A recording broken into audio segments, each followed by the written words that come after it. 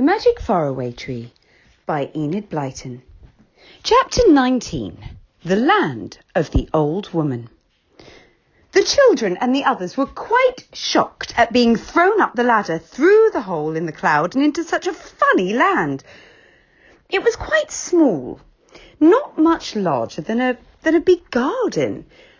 It had a high wall all around it to prevent the children from falling off the edge of the land, and in the middle was a really peculiar thing.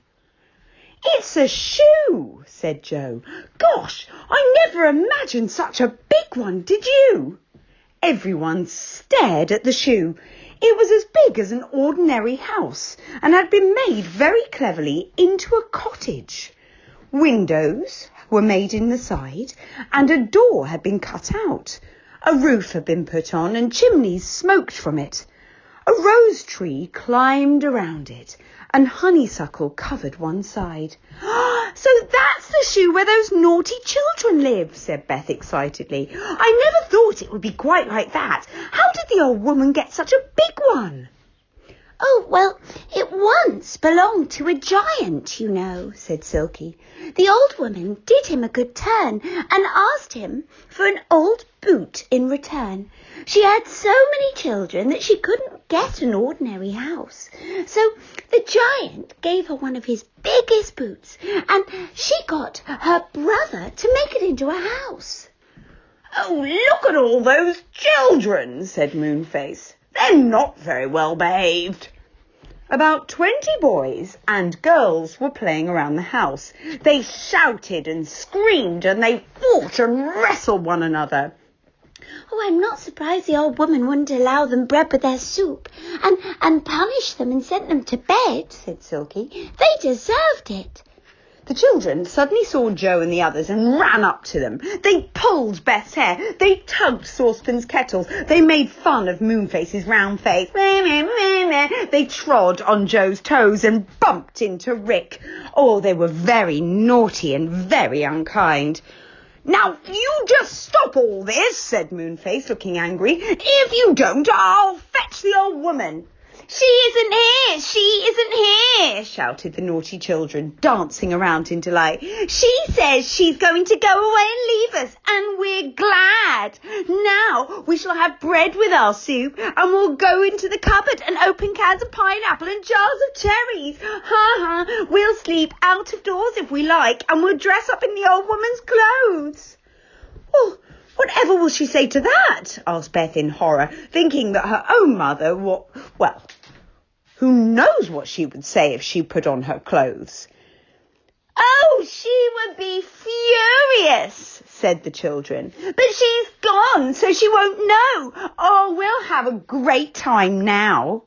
One of the children in the shoe called out to the others, Hey, I've opened a can of pineapple. Come and taste it. It's lovely." With screams of delight, the children rushed to the shoe. Joe looked at the others. "I've got an idea," he said. "What about telling the old woman about the children dressing up in her best clothes? She might rush back here then to get to her precious clothes, and then we could slip down the ladder, go to Moonface's house and bolt the door on the inside." "Oh, that's a really good idea," said Silky. "Joe, you go down and tell her." Joe was rather nervous about it. Nobody really wanted to go and see the fierce old lady again. At last Rick said he would. He badly wanted to make up for all the silly things he'd done a few days before. "Look, I'll go," he said, and down the ladder he went. He banged hard on Moonface's door. The old woman opened it. "Old woman, do you want your best clothes?" began Rick. "Because if my best clothes? Oh, I'd forgotten all about them," the old woman said. "Those children will be messing about with them. Boy, go to my house and get all my clothes and bring them down here. You can have a toffee if you do." "Well, I think," began Rick, but the old woman wouldn't listen to him. She pushed him away and cried, "Go now! Don't stop to argue with me. Go at once." Rick ran up to the ladder. He waited there a minute or two, his head sticking out into the land above. He saw the naughty children coming out of the shoe, dressed up in the old woman's clothes, shrieking with laughter and laughing about how funny they looked dressed up in long skirts and dresses and hats. Rick grinned to himself and slipped back down the ladder. He went up to Moonface's door and banged hard on it. "Well, have you bought my clothes?" asked the old woman, opening the door. "Oh, you naughty boy, you haven't."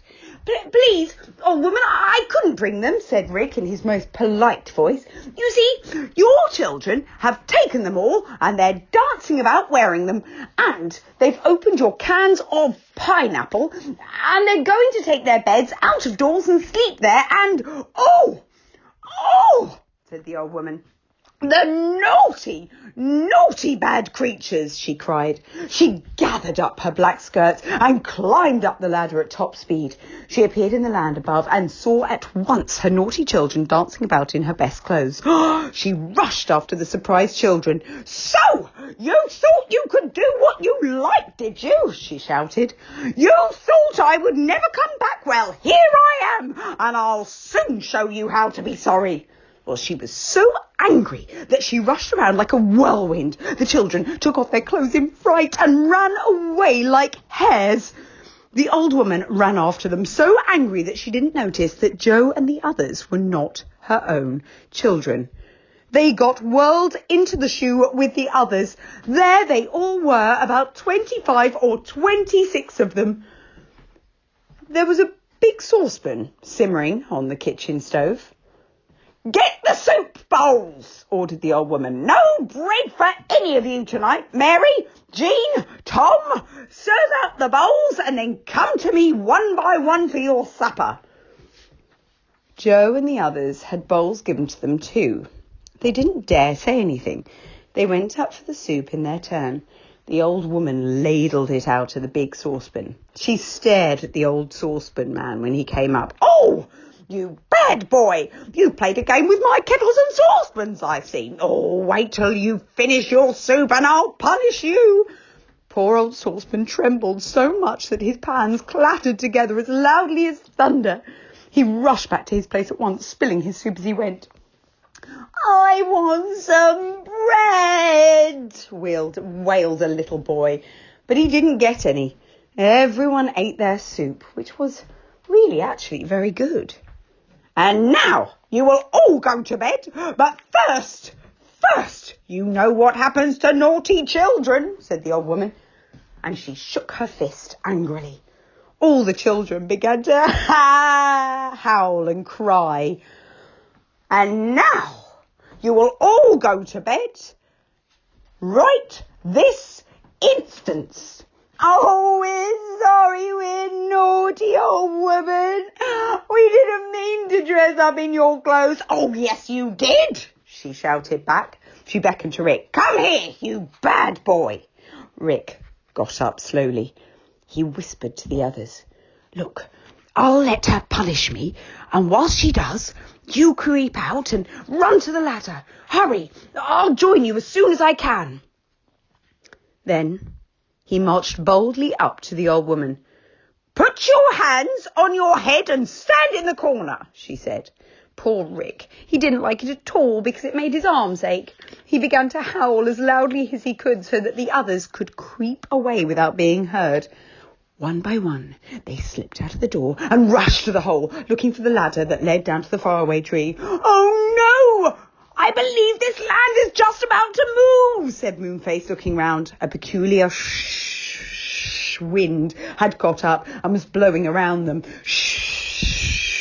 Very often when the strange lands at the top of the tree began to move away, this very same strange wind blew.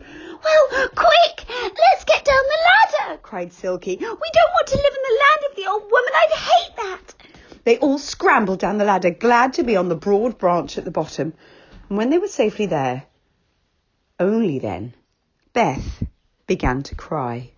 "Oh, poor Rick! He's going to be left behind," she sobbed. Everyone suddenly looked very sad. The land above the clouds began to make a strange noise. "It's moving on," said Moonface. We'll never see Rick again. But just then, someone came slipping and sliding down the ladder. Bump, bump, bump. And hey presto, there was Rick. Oh, he was in such a hurry to get down before the land moved right away that he'd missed his footing and slid down the ladder from top to bottom. Rick! Rick! Oh, we're so glad to see you, cried everyone. What happened? Well, the old woman punished me as you saw, grinned Rick. And then, when I went to take my place, she saw you were all gone and sent me after you. Oh, I tore out and she came too. But when I got to the ladder, I was first. And now the land has moved on, so we're safe.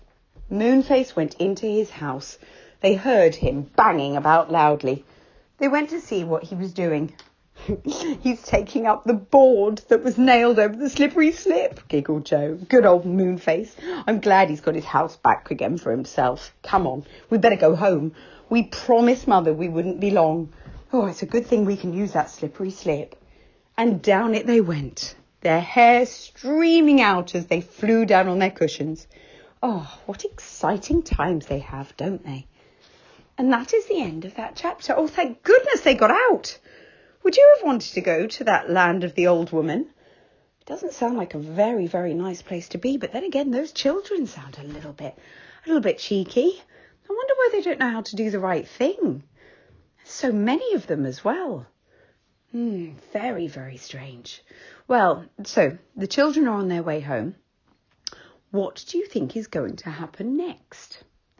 Do you think that they will return to the tree the next day? Do you think they'll go to another land? And if they do, what land do you think is going to come next? Do you think it'll be a lovely land? And if it is, what would you like that land to be? Or do you think it might be a rather mischievous land? And if it is, what type of land do you think that will be? Well, we'll find out tomorrow. Bye-bye.